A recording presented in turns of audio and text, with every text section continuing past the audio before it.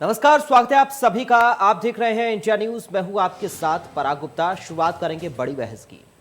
Bharatiya Janata party Uttar Pradesh के विधानसभा चुनाव 2022 को लेकर हर वर्ग के साथ अपनी भागीदारी को मजबूत करने के क्रम में सामाजिक प्रतिनिधि सम्मेलन आयोजित कर रही है। मुख्यमंत्री योगी आदित्यनाथ ने अटल कन्वेंशन सेंटर में शाक सैनी मौर्य कुशवाहा सम्मेलन में कहा कि विपक्ष के पास 2022 चुनाव में कोई मुद्दा नहीं है, इसलिए वो देश तोड़ने वालों का महिमा मंडन कर रहा है। जिन्ना को आजादी का सिपाही बताकर सरदार वल्लभ भाई पटेल का अपमान किया जा रहा है, तो वहीं वैश्य समाज के लोकप्रिय पूर्व मंत्री नरेश अग्रवाल द्वारा आयोजित वैश्य सम्मेलन का आगाज हुआ। सम्मेलन में प्रमुख रूप से मुख्यमंत्री योगी आदित्यनाथ, केंद्रीय वाणिज्य एवं उद्योग मंत्री पीयूष गोयल, उप मुख्यमंत्री केशव मौर्य और दिनेश शर्मा, बीजेपी प्रदेश अध्यक्ष स्वतंत्र देव सिंह और प्रदेश महामंत्री संगठन सुनील बंसल शामिल हुए। जिसके बाद बीजेपी ने ब्राह्मण सम्मेलन कर ब्राह्मणों को भी लुभाने की कोशिश की। बीजेपी जातीय सम्मेलन से पार्टी को मजबूत करने का काम कर रही है। ज्यादा से ज्यादा लोगों को पार्टी के सदस्य बनाकर संगठन मजबूत करने में पार्टी जुटी हुई है। इन सम्मेलन से बीजेपी को कितना लाभ मिलने वाला है, ये तो चुनाव के नतीजे ही तय करेंगे। फिलहाल सम्मेलन कर बीजेपी जनता के सामने अपने विकास कार्यों को गिनाने का काम कर रही है।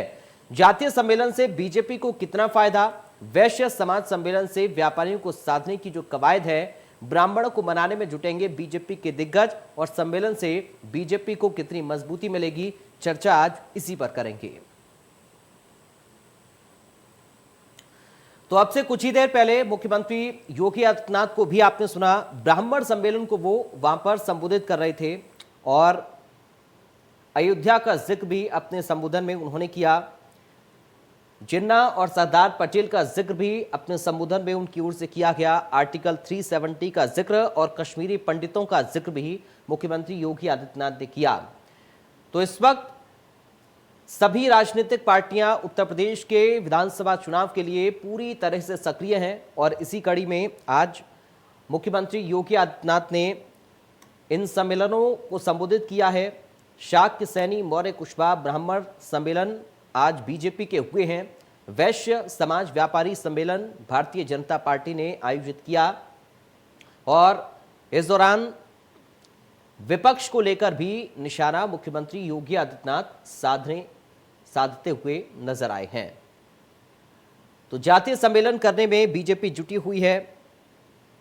आज लगातार एक के बाद एक अलग अलग जातियों के सम्मेलन बीजेपी की ओर से किए गए हैं।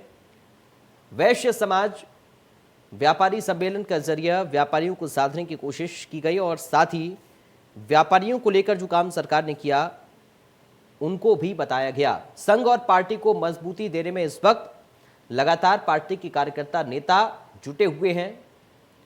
जातीय सम्मेलनों के जरिए अलग अलग जातियों को साधने की कोशिश की जा रही है।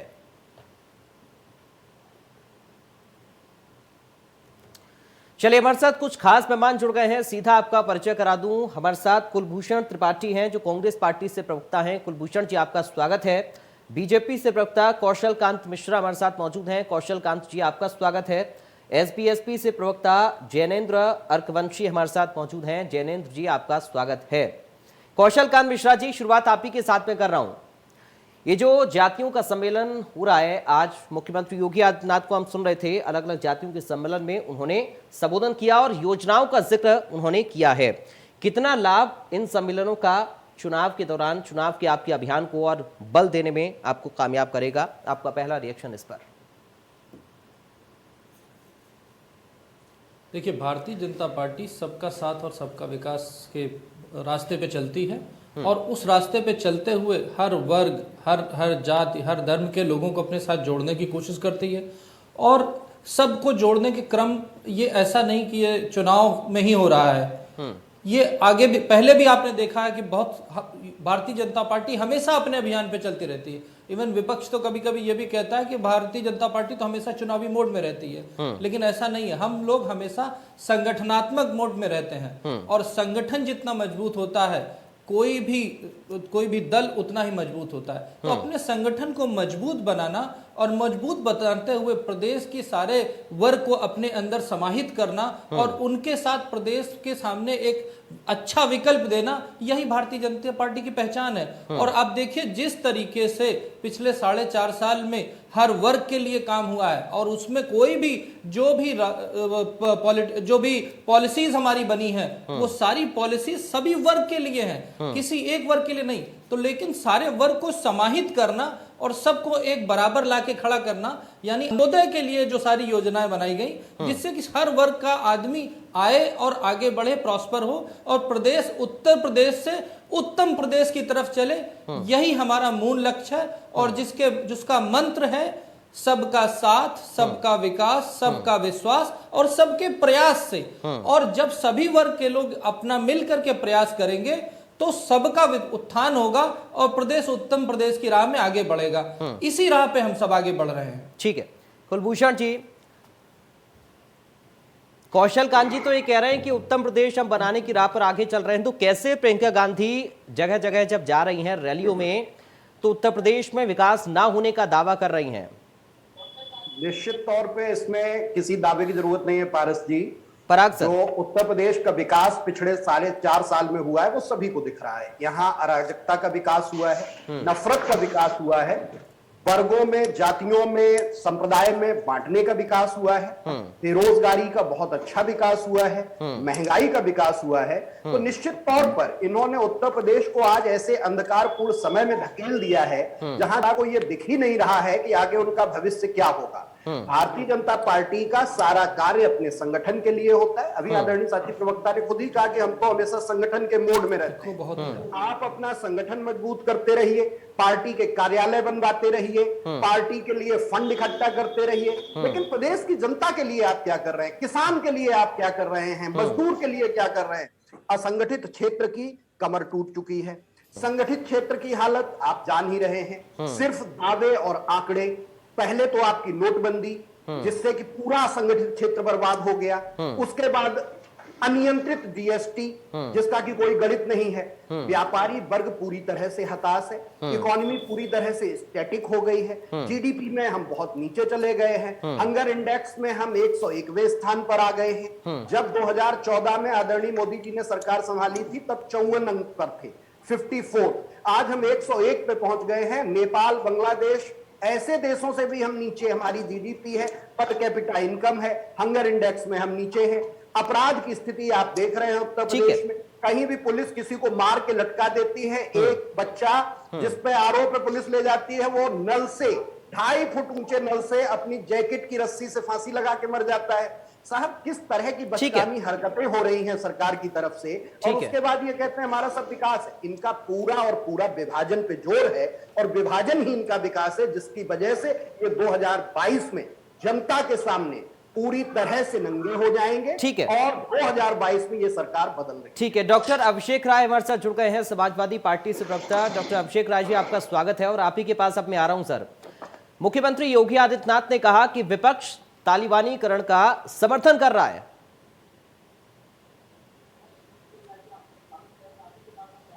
पराग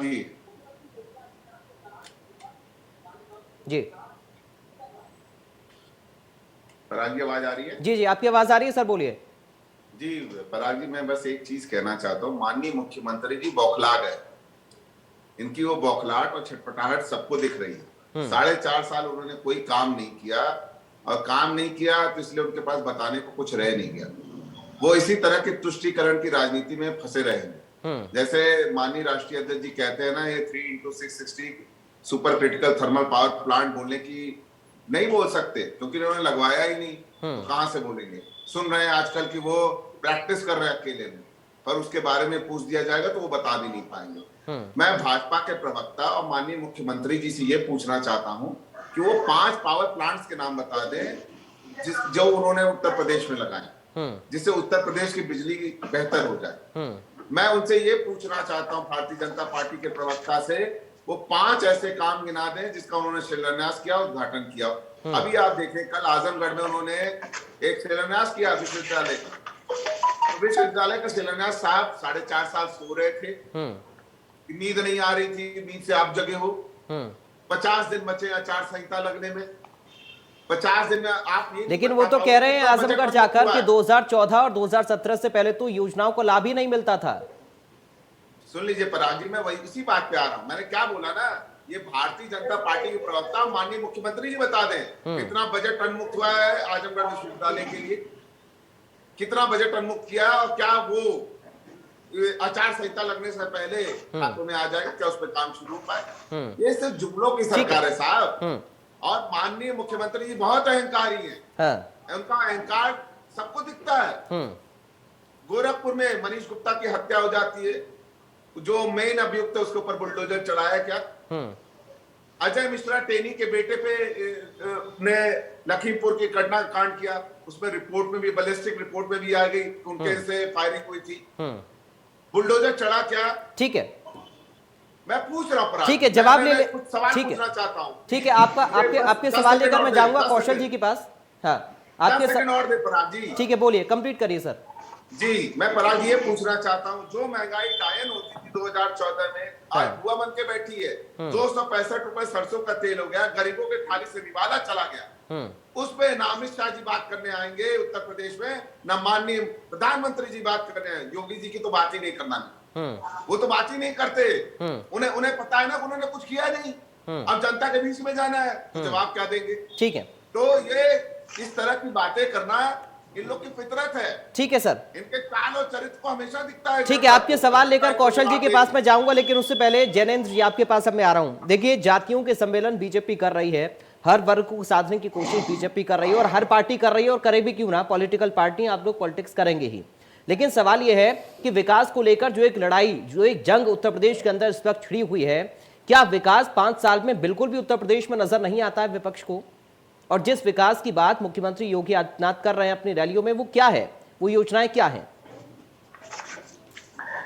पराग भाई, विकास की जहां तक बात है और जातिगत जो सम्मेलन किए जा रहे हैं, दोनों में कोई खास अंतर तो है नहीं।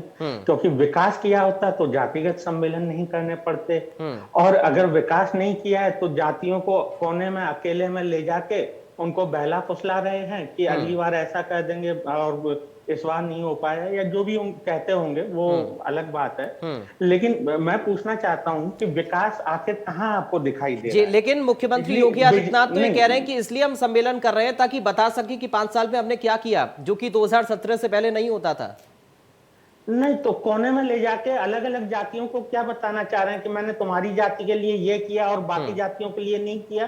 क्या ये बताना चाह रहे हैं? मैं बता देता हूं कि आरक्षण का जो आरक्षण की चीजें थी, वो चाहे गोरखपुर विश्वविद्यालय हो, 69,000 शिक्षक भर्ती हो, बांदा विश्वविद्यालय हो, सभी जगह आरक्षण को दरकिनार करके सामान्य अभ्यर्थियों से सीटें भरी गई। तो क्या वैसे सम्मेलन और ब्राह्मण सम्मेलन में ये बताते हैं कि हमने आप लोगों से वो जो सीटें थी आरक्षण वाली, वो आप लोगों से बात नहीं, आरक्षण वालों को आरक्षण नहीं दिया और संविधान का मजाक उड़ाते रहे हम? नहीं। दूसरी चीज मैं बता दूं कि बिजली उत्पादन पिछले मैं 2.5 साल से सुन रहा हूं कि इतना बढ़ा देंगे, वो कर देंगे, ये कर देंगे, यहाँ इतने प्लांट लगा देंगे जी। पिछले 4.5 साल में बिजली की 1 मेगावाट भी पावर नहीं बढ़ी है।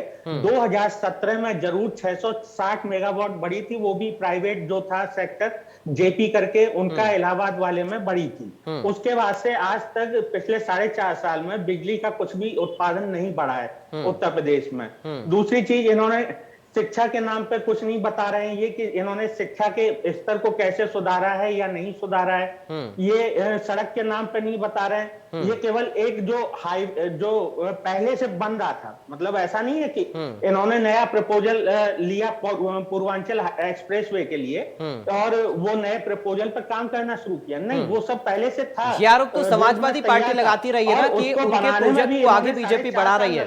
और मैं अभी भी बता रहा हूँ कि वो पूरा हाईवे अभी भी पूरी तरह से नहीं बना है और वो पूरे हाईवे पर जगह जगह मतलब जो डिवाइडर हैं, मतलब जहां पर रास्ते बंद है वहां से नीचे उतर के फिर आपको ऊपर चढ़ना पड़ता है। दूसरा, उस हाईवे पर कहीं भी बाथरूम नहीं है और उस हाईवे पर कहीं भी सर्विस लेन नहीं है। तो ऐसे हाईवे का क्या काम है कि 350 किलोमीटर तक कोई बाथरूम ही नहीं जाएगा।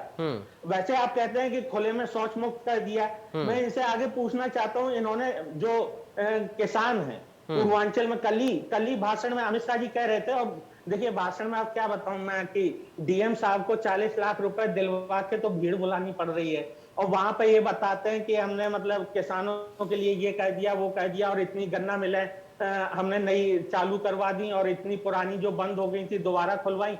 लेकिन गन्ना मिले तो वो पैसा देके खुल जाती है, लेकिन किसानों को पैसा आपने क्यों नहीं दिया? जो वादा किया था 14 दिन के अंदर कि 14 दिन के अंदर भुगतान कर देंगे, इसी साल का 14 दिन के बीत जाने के बाद भी, 3 महीने बीत जाने के बाद भी 7,500 करोड़ बकाया है, और पहले का जो बकाया है वो अलग से लगभग 12,500 करोड़, मतलब 10,000 करोड़ तो कुल बकाया है टोटल। लेकिन अगर उसको में ब्याज भी जोड़ लिया जाए तो 12,500 से 15,000 करोड़ रुपया किसानों का बकाया है, पूर्व और पश्चिम के किसानों का, गन्ना किसानों का मिला के। गेहूं की ये अभी जो रबी की फसल बोई जा रही है, अभी यूरिया नहीं मिल रही है। किसान धरने पर बैठे हुए हैं, जगह जगह पूरे दिन आके यूरिया सेंटर पर बैठे रहते हैं। ठीक है, आपकी लिस्ट लंबी है, अगले राउंड पर आता हूं और भी आप सवाल उठाइएगा, लेकिन एक एक करके अब मैं जवाब ले लेता हूं कौशल कांत जी से। आप सबको उन्होंने बड़े धैर्यपूर्वक सुना और मैं उम्मीद करता हूं आप सब लोग भी प्लीज बीच में इंटरप्ट ना करें। कौशल कांत जी जवाब दीजिए सर। बड़े सारे आरोप हैं आपकी सरकार के ऊपर, लेकिन जो विकास की बातें मुख्यमंत्री योगी आदित्यनाथ रैलियों में कर रहे हैं, क्या उसके मुकाबले ये सारे जो आरोप हैं ये ऊपर साबित हो रहे हैं? क्या विकास दबता हुआ आपको नजर आ रहा है?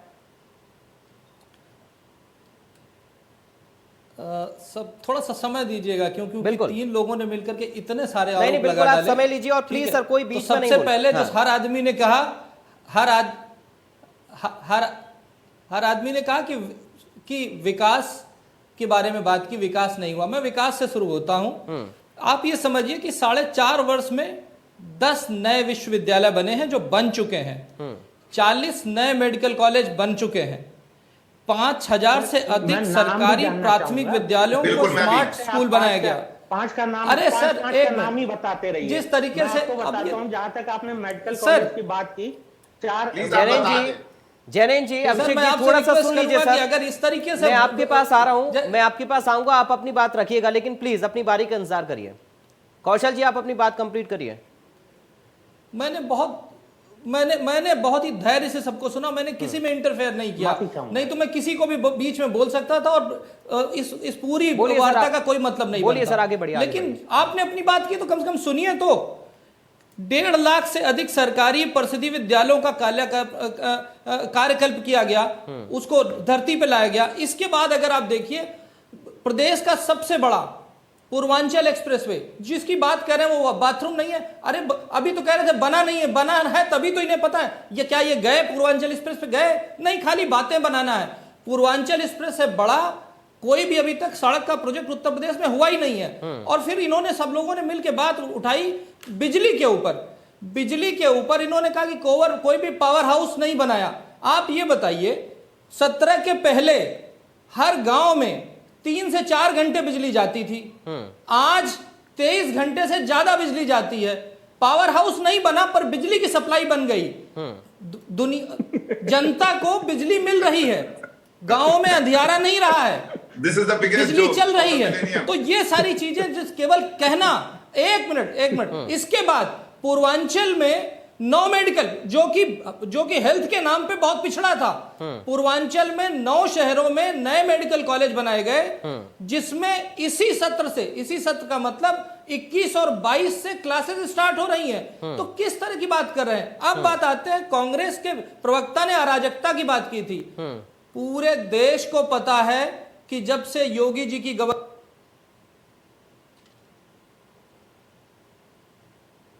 चलिए, लगता है फ्रेम चला गया कौशल जी का। एक बार फिर से उनके पास लौटेंगे। डॉक्टर अभिषेक राय आप अपनी बात रखिए सर, आप अपना सवाल उठा रहे थे, बोलिए सर। जी पराग जी, मैं सबसे पहले ये बात करता हूं, इनका शिलान्यास करना अगर डेवलपमेंट मान लिया लेना वैसा ही बिल्कुल है जैसे मोदी जी ने 2 करोड़ सालाना रोजगार की बात करी और योगी जी ने 75 लाख रोजगार दे दिया। मैं पूछना चाहता हूं अपने भाई कौशल कांत जी से, ये मुझे बता दें 10 विश्वविद्यालय उनके नाम गिना दें किस शहर में लोकेटेड है प्लीज। और इंडिया न्यूज से रिक्वेस्ट करूंगा, ये मेरी पर्सनल रिक्वेस्ट है इंडिया न्यूज से, समाजवादी पार्टी का प्रवक्ता होने के नाते प्लीज उनकी ग्राउंड रिपोर्ट जरूर बता दें। अभी इन्होंने 40 मेडिकल कॉलेजेस का नाम लिया, इनको शायद पता ही नहीं कि उत्तर प्रदेश में कितने मेडिकल कॉलेज चल रहे हैं। इनको ये बिल्कुल नहीं आइडिया होगा कितने प्राइवेट मेडिकल कॉलेजेस हैं, कितने गवर्नमेंट मेडिकल कॉलेजेस हैं। इसके बारे में संसद में लिखित बयान है। माननीय प्रवक्ता जी हमारे शायद वो पढ़ के नहीं है, होमवर्क करके नहीं आए। आज की डेट में उत्तर प्रदेश में जो कॉलेजेस रन कर रहे हैं, जो इन्होंने 9 शिलान्यास किया, उसको लेके 56 का आंकड़ा पार होना है। ये मेडिकल काउंसिल ऑफ इंडिया की रिपोर्ट है, जो अब भंग होके दूसरे हो गई है, दूसरी बॉडी हो गई है। तो इन्हें ये चीज ही नहीं पता है। उत्तर प्रदेश में 2017 में 45 मेडिकल कॉलेज होते थे। उन 45 मेडिकल कॉलेजेस में 18 सरकारी और 27 प्राइवेट मेडिकल कॉलेजेस थे। मैं खुद एक डॉक्टर हूं, तो मुझे बहुत अच्छे से ये बात पता है। तो ये चीज मैं इसीलिए कह रहा हूं कि माननीय कृष्णकांत जी को ये चीज जाननी चाहिए और तब सच आंकड़े पेश करें। इन लोगों की सरकार सिर्फ जुमलों की सरकार है और ये सिर्फ जुमला देना जानते हैं। और जुमला इसलिए देते हैं क्योंकि इन्हें पता है कि काम तो करना नहीं। साहब जुमला बोल दो। आज माननीय राष्ट्रीय अध्यक्ष जी ने कुशीनगर में कहा कि भारतीय जनता पार्टी सबसे बड़ी झूठ बोलने वाली पार्टी है। ये झूठ से सिर्फ झूठ से अपनी सरकार बनाना चाहती है। लेकिन जनता बहुत समझदार है, जनता को एकदम पता है। मैंने उन्होंने अभी 40 मेडिकल कॉलेजेस के इन्होंने नाम दिए, मैं इनसे सिर्फ 10 के नाम। ठीक है, चलिए अभी कौशल जी जुड़ेंगे, उनसे हम जवाब ले लेंगे। ठीक है, कौशल जी जुड़ेंगे। कौशल जी हमारे साथ जुड़ गए। कौशल जी जवाब दीजिए, अपनी बात को कंप्लीट करिए। पहली चीज तो ये कि ये बीच में जो नेटवर्क का प्रॉब्लम हुआ और जो भी मैं सुन पा रहा था, जिस तरीके से ये बता रहे, आप अपने आप को डॉक्टर बता रहे मैं भी डॉक्टर हूं और मैं इसी कानपुर मेडिकल कॉलेज में पढ़ा हूं, तो मुझे सारे मेडिकल कॉलेज के बारे में पता है। आप लोगों को 40 के 40 के नाम चाहिए तो आप अलग से मिलिए, मैं 40 के नाम निकाल के दे दूंगा। तो ये सिर्फ चैनल पे बैठ करके झूठ का प्रचार करना और सरकार के आपने बताया कि 17 मेडिकल कॉलेज सरकारी हैं और 27 मेडिकल कॉलेज प्राइवेट हैं। जो भी आपने बताया, ये प्राइवेट मेडिकल कॉलेज भी तो हमारे ही काल में छुप खुले हैं। जो सारे काम हम कर रहे हैं, आप लोग चैनल पे बैठ करके सिर्फ ये बोलते जाएंगे गलत है, जुमला है। इस तरीके से नहीं होता है। आप जाके धरातल में देखिए, एक मिनट शांत हो जाइए सर, प्लीज प्लीज। आज जाकर के बनारस में देखिए, आज जाकर के बनारस में नहीं जाऊंगा, थोड़ा सा कितना डेवलपमेंट है। अयोध्या में देखिए कितना डेवलपमेंट है। जिस तरीके से एशिया का सबसे बड़ा एयरपोर्ट जेवर में बन रहा है, वो एशिया का सबसे बड़ा एयरपोर्ट है, उसका उद्घाटन होने वाला है। पूर्वांचल एक्सप्रेस, हर काम धरातल पे नजर आ रहा है। केवल विपक्ष के प्रवक्ता आ करके सिर्फ ये कह दें कि नहीं ये सब जुमले हैं, झूठा है, उनके कहने से ठीक है। कुलभूषण जी के पास धरातल पे जाके देखिए, ठीक है सर, डेवलपमेंट आपको जमीन पे नजर आएगा। ठीक है। इसके बाद अभी रुक जाइए, अराजकता की बात की थी। कांग्रेस के प्रवक्ता, कांग्रेस के लीडर हिंदुत्व को गाली देंगे, उसको आईएसआईएस से तुलना करेंगे, बोको हरम से तुलना करेंगे। विभाजन की पॉलिटिक्स कौन कर रहा है? हिंदू मुसलमान कौन कर रहा है? जिस तरीके से जिन्ना को लाने का काम सपा कर रही है, तो कौन विभाजन की राजनीति कर रहा है? विपक्ष भी विभाजन की राजनीति कर रहा है और उसका बार बार ठीकरा तोड़ने की कोशिश की जा रही है। जबकि हमारी पार्टी, अभी आपने देखा, सारे वर्गों को मिलाने की कोशिश कर रही है। सब लोगों के साथ सम्मेलन हो रहा है। एक प्रवक्ता बोल रहे थे कोने में बैठ के बात करें। अरे शहर में खुले में मीडिया के सामने, सबके सामने सबको जोड़ा जा रहा है। तो कोने में कहां की बात हो गई? इस तरीके के अनर्गल अपराध आरोप लगाने से कुछ नहीं होगा। और ये देखिएगा, भारतीय जनता पार्टी उत्तर प्रदेश का विकास करते हुए 350 से ज्यादा सीटों के साथ चलिए कुलभूषण जी, आप यहीं रहेंगे और यहीं देखेंगे। ठीक है, विपक्ष जो झूठे आरोप लगा रहा है, जनता उससे पूरी तरह से परिचित है। ठीक है कुलभूषण जी, आप अपनी बात रखना चाह रहे थे, बोलिए। और जैनन जी उसके बाद में आपके पास। मैं कौशल जी को 2-3 शब्द याद दिलाना चाहता हूं। वो जमीन पे जितना विकास बता रहे हैं, जैसे 15 लाख का इनका जुमला था, वो शायद जमीन पे उतर चुका होगा। दूसरा, 5 साल हो गए नोटबंदी के, अब तक इनके आंकड़े आ चुके होंगे कि नोटबंदी से इनको क्या क्या फायदे हुए हैं। और इसी तरह से चाहे वो शिक्षा के आंकड़े हों, चाहे स्वास्थ्य के आंकड़े हों, उत्तर प्रदेश में डेंगू से एक बिस्तर नहीं मिलता है और ये इतने मेडिकल कॉलेज खोल लेते हैं। कहीं भी आप प्राइवेट हॉस्पिटल में भी पैर रखने को जगह नहीं मिल रही और सरकार उसे समस्या ही नहीं मान रही है। तो इनका पूरा विकास इसी तरह का विकास है कि सिर्फ आंकड़े में, दावे में। नाम इन्हें 5 नहीं पता होंगे, वो नहीं ले पाएंगे, उसकी लिस्ट अलग से बुला के ये दे देंगे। ठीक है। दरअसल कहीं ना कौशल जी कहीं आऊंगा, थोड़ा सा रुक नीयत जाइए। इनकी अरे खराब अरे है, मैं बताता हूँ जिसमें आपको, सिर्फ ये डाल आपको- देते हैं। अरे सर, चार बातें अभी इनको तक उछाल ले उत्तर आते हैं प्रदेश कि के साहब बाद में पूर्वांचल कहते हैं वो तो में हमारा जुमला था, वो तो 15 लाख गोरखपुर- मैंने जुमले के आप लिए बोला गोरखपुर था, को कैसे नोटबंदी जानते हमने थे? बेखबरी कौशल में जी कर थोड़ा दी सा रुक थी। जाइए सर, मैं आ रहा हूँ आपके पास। कुलभूषण जी, जीएसटी बिना समझे समझाए आप ले आए थे। आप जो वर्गों को जोड़ नहीं रहे हैं साहब, वर्गों को तोड़ ठीक रहे है, हैं। लेकिन आज सर 2014 एक सवाल से मेरा मैंने ये भी है, किसी को आज डर के नहीं सम्मेलन लगता। में प्रियंका गांधी ने क्या प्रतिज्ञा कांग्रेस के नेताओं को दिलाई है और महिलाओं पर जो फोकस किया जा रहा है, इससे क्या बदलाव आप लाने की कोशिश कर रहे हैं? कुलभूषण जी। निश्चित तौर पर उत्तर प्रदेश बहुत बड़ा राज्य है और यह भारत का प्रतिनिधित्व करता है एक तरीके से। इतनी विविधताओं से भरा हुआ उत्तर प्रदेश, वहां पर महिलाओं को अभी तक राजनीति में मुख्य धारा में वो स्थान नहीं मिला जो मिलना चाहिए। उसके लिए एक प्रयास किया जा रहा है कि 40% पद हम महिलाओं को देंगे। आज प्रियंका जी ने घोषणा की है कि 403 पदों पर हमारी पार्टी सीटों पर चुनाव लड़ेगी और हम अपने संगठन के साथ मजबूती से काम कर रहे हैं। आज बुलंदशहर में संगठन 3 मंडलों का बैठक हुई है। प्रतिज्ञा बैठक कल मुरादाबाद में सुबह हो रही है, 3 मंडलों की, सहारनपुर, मुरादाबाद और बरेली। ऐसे समय में प्रियंका जी दिन रात जनता के बीच जा रही है और जनता के बीच जो समस्याएं हैं उनको प्रतिज्ञा के रूप में ला रही हैं। किसानों के मुद्दे उसमें हैं, शिक्षा के लिए विद्यार्थियों के मुद्दे उसमें हैं, महिलाओं के मुद्दे हैं, कोरोना की महामारी है उसके लिए मुद्दे हैं। इनको तो साहब अपने विकास ठीक है, में ही नहीं जैन जी, पता ठीक कि है। ऑक्सीजन की जरूरत होती है या नहीं। ठीक है सर। बिना ऑक्सीजन के कोई मरा नहीं है और ऑक्सीजन प्लांट आप ठीक है, अगले राउंड पे आ रहा हूं चले आपके जा पास। ठीक है, जैन जी, जातियों के आधार पर सम्मेलन तो सभी पार्टियां कर रही हैं, आप भी तो अपनी जाति की बात करते हैं ना, तो बीजेपी इसमें अलग क्या कर रही है? नहीं, जातियों के नाम पे सम्मेलन करना सभी पार्टियां करती हैं और करना चाहिए, अच्छी बात है। लेकिन जैसे भाजपा कर रही है कि सभी को अलग अलग ले जाके बताना चाह रही है, तो वो मुझे समझ से परे है। जो अलग जातियों अलग के ले नाम जाके पे- क्या मतलब हुआ सर? नहीं, जाति अलग-अलग ले के नाम जाके- पर अगर सम्मेलन किया जा रहा है तो सार्वजनिक हो रहा है ना। जैसे नहीं। बीएसपी कर रही है, जैसे समाजवादी पार्टी कर रही है, आप अपनी जाति के नाम पर सम्मेलन करते हैं, ऐसी बीजेपी अलग अलग जातियों के नाम पर सम्मेलन कर रही है। जी, सम्मेलन का मतलब ये होता है कि आप जो भी मतलब वर्ग ना मान के, अब जैसे ये वैश्य वर्ग लेते हैं तो ये क्या करते हैं, वैश्य वर्ग में केवल जो व्यापारी लोग हैं उनको बुला लेते हैं। हाँ। फिर जब ये दूसरे चाहे काम करने वाले लोग हैं उनको अलग से बुलाते हैं। मतलब ये वैश्य में भी जो काम करने वाले या व्यापारी लोग हैं उनको अलग बुलाते हैं, जो दूसरे काम व्यापारी नहीं है, नौकरी पेशा है, उनको अलग बुलाते हैं। तो मेरा कहने का मतलब यहाँ पर है कि ये वर्गों के अंदर भी विभाजित करने का नींव डाल रहे हैं। हाँ। दूसरी चीज मैं बताना चाहूंगा कि कल मैं योगी जी का भाषण सुन रहा था, अभी 4 दिन पहले भी सुन रहा था।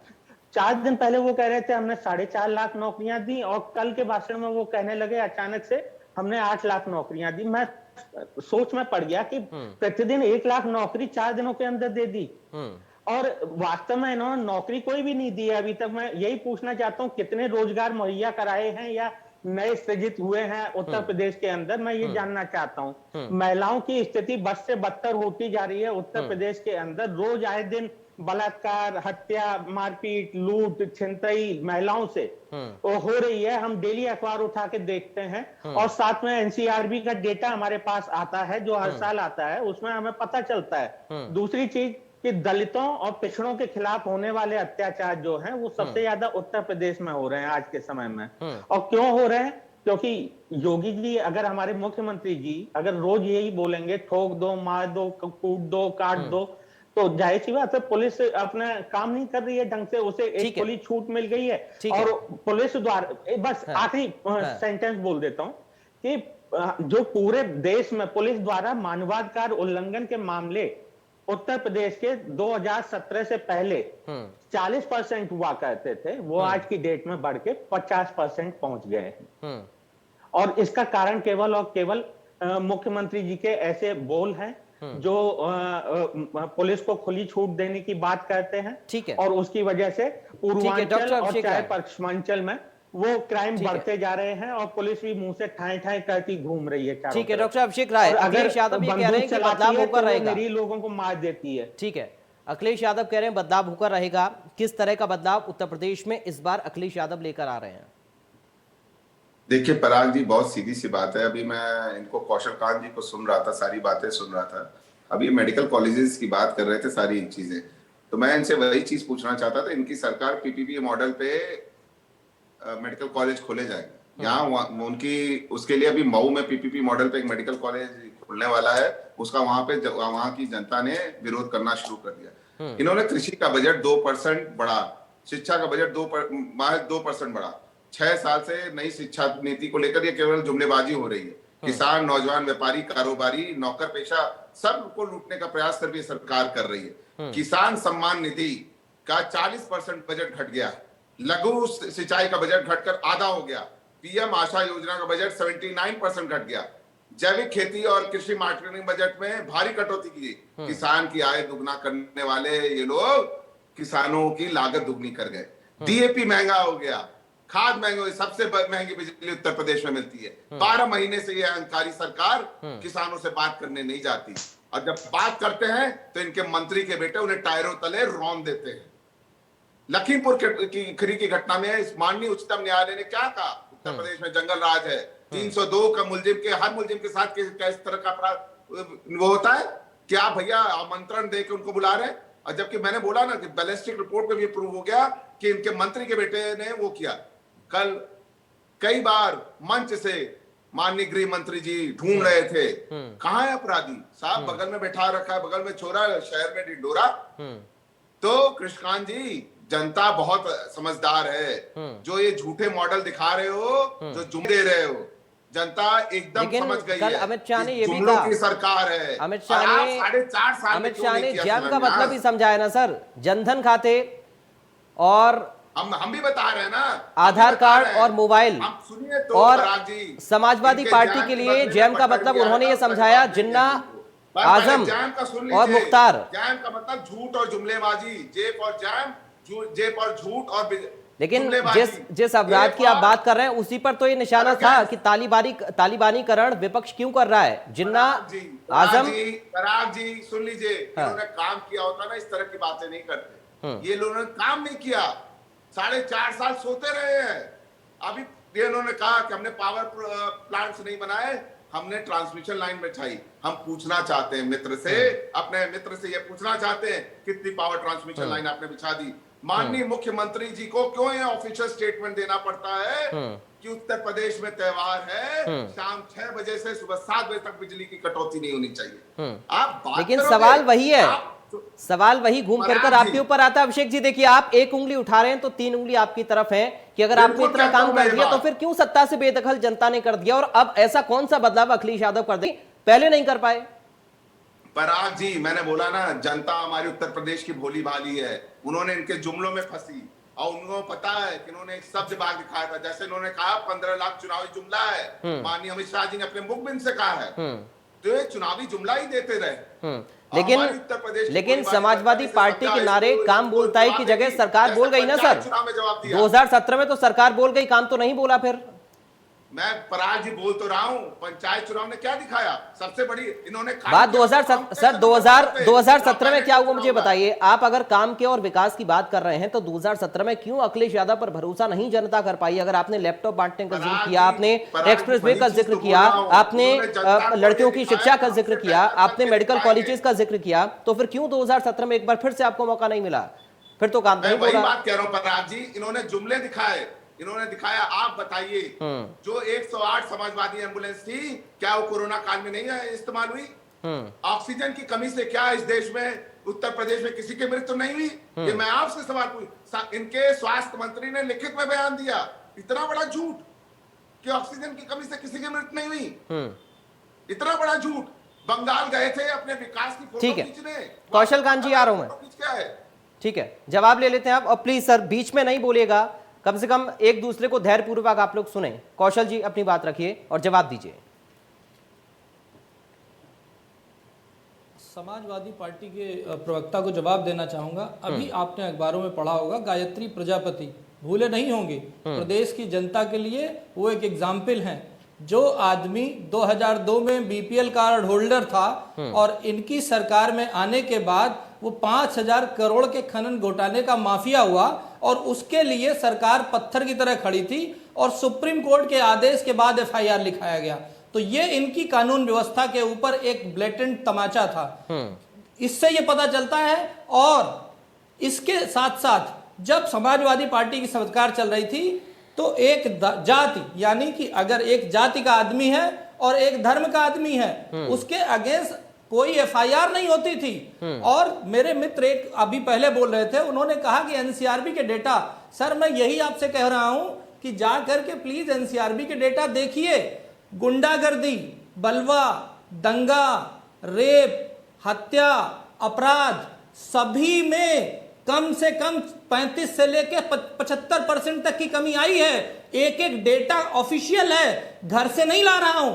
एनसीआरबी का नाम लेने से डेटा सही नहीं हो जाता कि आपने सिर्फ नाम लिया। मैं आपको डेटा बता रहा हूं कि अपराध में उत्तर प्रदेश कहां से कहां पहुंचा है। इसके लिए हमें किसी के सर्टिफिकेट की जरूरत नहीं है, देश की जनता सर्टिफिकेट दे रही है। और अभी पावर हाउस की बात हो रही थी, आप मुझे यह बताइए कि प्रदेश में 2017 के पहले गांव में 3 से 4 घंटे बत्ती आती थी, बल्ब नहीं जलते थे, बहुत सारी जगह तो बिजली ही नहीं पहुंची थी गांव में। आज किसी भी गांव में जाके देखिए, कम से कम 18 घंटे से लेकर 23 घंटे की बिजली आ रही है। ये सच्चाई है। इसके बाद गोरखपुर में हेल्थ की व्यवस्था की बात करता हूं। गोरखपुर पहले जाना जाता था दिमागी ज्वर के लिए, मच्छर के लिए, बुखार के लिए, वो लगभग 75% कम हो गया। बिना काम के ही सारी चीजें हुई जा रही हैं। कोई इंफ्रास्ट्रक्चर में डेवलपमेंट नहीं हुआ, लेकिन जनता को उसका रिजल्ट मिलता जा रहा है। ये अगर ये जादू है तो हम जादू करते हैं। ठीक है, इसलिए केवल प्रवक्ताओं से ये रिक्वेस्ट है कि केवल झूठी झूठी बातें और झूठे आंकड़े जनता के पास देंगे तो उससे उनको कुछ नहीं मिलने वाला। ठीक है, अभिषेक जी, जैनन जी थोड़ा सा रुक जाइए। कुलभूषण जी अपनी बात रखिए आप। हम तुष्टि। ठीक है सर, कुलभूषण कौशल जी 2-3 शब्दों पे फिर आप बोल दीजिए, शायद आपको मेरे शब्द मिले नहीं थे। अच्छे दिन, 15 लाख, नोटबंदी, जीएसटी और ऑक्सीजन की कमी से कोई नहीं मरा। सिर्फ इन शब्दों का जिक्र करके आप बता दीजिए कि आपके अच्छे दिन के आंकड़े जो आप दे रहे हैं क्या वो सही हैं और जमीन पे कहां दिख रहे हैं। पूरी तरह से सिर्फ आंकड़ों को लाके और बता देना, अपनी तरह से उसकी व्याख्या कर लेना, इससे कहीं भी आपका विकास जमीन पे नहीं आ रहा है। चुनिंदा शब्द बोल रहा हूं फिर एक बार कौशल जी, शायद आपको हमारी आवाज नहीं सुन रहे होंगे।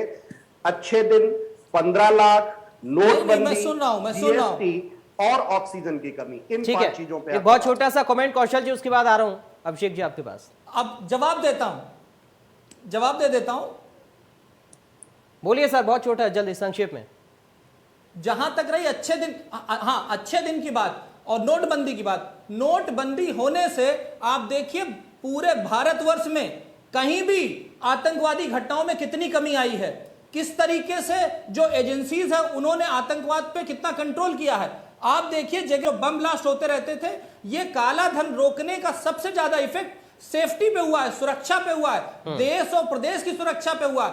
ये चीज। दूसरी चीज, आप जो बोल रहे हैं कि 15 लाख अकाउंट में, आप देखिए आज प्रदेश में ये एक पहली ऐसी सरकार है जो नमक और तेल भी खाने में दे रही है, दाल भी खाने में दे रही है और मुफ्त दे रही है। करीब आप देखिए कि 60% आबादी जो गरीबी रेखा के जो नीचे है उनको मुफ्त में अनाज बांटा जा रहा है। कोरोना की बात करते हैं, कोरोना के समय में WHO विश्व स्तरीय ऑर्गेनाइजेशन है, WHO ने पीठ थपथपाई थी। तो आज भी उत्तर प्रदेश पूरे भारतवर्ष में कोरोना कंट्रोल करने में नंबर 1 रहा है। ठीक है, सबसे ज्यादा कोरोना वैक्सीनेशन हुआ है। ठीक है सर, सबसे ज्यादा हॉस्पिटल खोले गए कोरोना कंट्रोल करने के लिए, सबसे ज्यादा मुफ्त बेड कोरोना के लिए हैं। ठीक है, वैश्विक क्राइसिस जो थी, उस वैश्विक क्राइसिस में उत्तर प्रदेश बहुत बड़े-बड़े देशों ठीक है सर, जैनन जी मैं आ रहा हूं, थोड़ा सा रुक जाइए। सबसे अच्छा डॉक्टर अभिषेक राज अपनी बात रखिए सर। पूरी इकोनॉमी डाउन थी। ठीक है कौशल जी, समय कम है, प्लीज। हेल्थ स्ट्रक्चर को इस तरीके से रखा गया। कौशल जी ठीक है जी, मैं यही बात करना चाहता हूं। उत्तर प्रदेश में जेयर एयरपोर्ट को स्विट्जरलैंड की कंपनी ज्यूरिक कंपनी बना रही है। टेंडर में 50 करोड़ के अंतर से भारतीय कंपनी को डिस्क्वालीफाई किया गया। गए थे ये काला धन ले आने, काम किसको दिया? मैं पूछता हूं ये सवाल, क्यों दिया उस कंपनी को जब भारतीय कंपनी उसको 50 करोड़ रुपए कम में बना रही थी? दूसरी बात मैं इनसे पूछना चाहता हूं, अभी ये बड़ा ज्ञान दे रहे थे, इनकी बीपीएल थे और इनकी इनकम बढ़ गई। मुझे एक चीज बता दें, माननीय गृह मंत्री जी के बेटे जय शाह जी ने कौन सी क्रिकेट खेली है कि उनकी आमदनी 16,000 गुना बढ़ गई? ये विद्या भारत की जनता को और खासकर हम जैसे प्रवक्ताओं को, हमारे जैसे न्यूज चैनल के और गरीब जनताओं को सबको बता दें कि हम लोग की आय 16,000 गुना बढ़ जाए। साक्षी महाराज का कुलदीप सेंगर को जेल में जाके बधाई देना वो ठीक लगता है आपको, उस पर आप बात नहीं करोगे। कौशल कांत जी, फैक्ट्स एंड फिगर्स सबको पता है, बहुत अच्छे से पता है। गरीबों के थाली से निवाला छीनने वाली है सरकार। ठीक है। जो महंगाई 2014 में आपके लिए डायन सिलेंडर लेके घूमते थे आपके मंत्री, और आज कहां है? एसी कमरों में बंद बैठे हुए हैं। ठीक है। 2014-15 ठीक है सर। एक्साइज ड्यूटी 3 रुपए 61 पैसे। ठीक है सर, पेट्रोल पर हम चर्चा कर चुके हैं। जैनन जी, कौशल जी प्लीज सर आप रुक जाइए सर, समय कम है। उद्यमी की अगर आमदनी बढ़ रही है तो इसमें कोई राजनीति नहीं है। ठीक है जैनन जी, एक आखिरी मंच आपका। Abhishek ji, Kaushal ji please sir. Abhishek ji, Kaushal ji please sir, आपकी बारी खत्म हो गई। आप जैनन जी अपनी बात रखिए, एक फाइनल कमेंट आपका इस पर। ठीक है जैनन जी प्लीज सर। अभिषेक जी समझिए सर, जैनन जी अपनी बात रखिए जल्दी से। पराग भाई, हमारे कौशल भाई ने बहुत सारी चीजें बताई। उन्होंने बताया किसानों की आय दोगुनी हो गई, तो मैं ये बताना चाहूंगा दोगुनी नहीं हुई है, किसानों की आय आधी हो गई। इन्होंने कहा अयोध्या में बहुत डेवलपमेंट हुआ है। अयोध्या में अगर डेवलपमेंट हुआ होता तो एक मतलब वहां जब त्रिस्तरीय चुनाव हुए थे, उनको एक भी सीट नहीं मिली थी, साफ हो गए थे बिल्कुल अयोध्या में। तो जनता ने बता दिया कि वहां कितना डेवलपमेंट हुआ है। साथ में वहां डेवलपमेंट जरूर हुआ है, लेकिन वो जन्मभूमि जो राम जन्मभूमि लैंड थी उसका इतना हुआ कि 2 करोड़ से 18 करोड़ में वो बिक गई, और इन्हीं के खरीदने वाले थे, इन्हीं के बेचने वाले थे, और आधे घंटे में 2 करोड़ से 18 करोड़ में जमीन बिक गई। जो राम जन्मभूमि का चंदा घोटाला है वो तो बात छोड़ दीजिए। इन्होंने बात की कि 1 मिनट एनसीबी का डेटा यहाँ पे बड़ा कई बार आके लोग बोलते हैं भाजपा के प्रवक्ता कि 30% 40%, ये लोग सही कहते हैं। दरअसल जब पिछले साल की जो रिपोर्ट इस साल जारी की गई है, तो उस समय पुलिस आयुक्त से भी पूछा गया था कि क्या कोरोना की वजह से ये कम है। उन्होंने बिल्कुल माना था, उन्होंने कहा कोरोना का प्रभाव है। लेकिन मैं आपको बताता हूं 2016-17 में टोटल 3,10,000 FIR रजिस्टर हुई थी, और 2019-20 में 3,53,000 FIR रजिस्टर हुई है, यानी कि 43,000 FIR ज्यादा रजिस्टर हुई है। ठीक है, ओवरऑल क्राइम। ठीक है, आज समय इतनी इजाजत मुझे दे रहा है। आप सभी का बहुत शुक्रिया। अभिषेक जी आपका शुक्रिया, कुलभूषण जी, कौशल जी, जैनन जी, आप सभी का बहुत शुक्रिया। उत्तर प्रदेश का चुनाव है, अलग अलग जातियों के सम्मेलनों के जरिए साधने की कोशिश हर एक समाज को की जा रही है। आज आपने देखा बीजेपी के सम्मेलन, प्रियंका गांधी भी आज हुंकार भर रही हैं, समाजवादी पार्टी अपने स्तर पर और एसबीएसपी अपने समाज की बात कर रही है। कांग्रेस पार्टी लगातार महिलाओं पर जोर दे रही है, और साथ ही अलग अलग पार्टियों की और क्या कुछ रणनीति और तैयारियां ग्राउंड पर रहेंगी ये हम आपको लगातार बता रहे हैं। लेकिन ये समझिए कि उत्तर प्रदेश का चुनाव है तो बिना जाति सम्मेलन की बात कैसे होगी। फिलहाल दीजिए इजाजत, नमस्कार।